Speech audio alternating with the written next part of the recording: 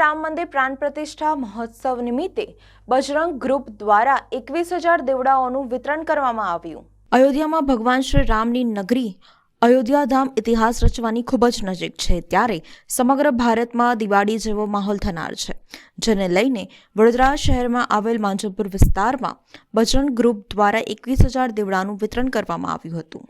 અયોધ્યા ખાતે 22મી જાન્યુઆરીના દિવસે શ્રી રામ જન્મભૂમિ તીર્થ ક્ષેત્રે ભગવાન શ્રી રામના મૂર્તિ પ્રાણ પ્રતિષ્ઠા થવા જઈ રહી છે, તે પ્રસંગે આજ રોજ માંજલપુર ખાતે બજરંગ ગ્રુપ દ્વારા દીવડાનું વિતરણ કરવામાં આવ્યું હતું। સ્થાનિક લોકોએ દીવડા લીધા હતા અને 22 જાન્યુઆરીના દિવસે દીવડા પ્રગટાવવામાં આવશે અને વડોદરા શહેરમાં ભગવાન શ્રી રામની પ્રાણ પ્રતિષ્ઠા નિમિત્તે દિવાળી જેવો માહોલ બનશે।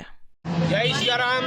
दरेक मारा भाईओ बहनों ने आज रोज માંજલપુર વિસ્તારમાં 21,000 દીવાનું વિતરણ કરી રહ્યા છે અને માંજલપુરમાં એટલે કે મકસદ એ છે કે જે 22 તારીખે અયોધ્યામાં જે રામ મંદિરની સ્થાપના થઈ રહી છે, રામ ભગવાન જ્યારે ત્યાં આગળ બેહવાના છે, તો એના અનુસંધાનમાં દરેક ઘરે અને દરેક ફરીએ સોસાયટી જ્યારે દીપ મહોત્સવ દિવાળી કરતાં પણ વધારે મોટો તહેવાર બનાય એના માટે અમારા બજરંગ ગ્રુપ દ્વારા આજ રોજ અહીંયા દીવાનું વિતરણ કરવામાં આવ્યું છે।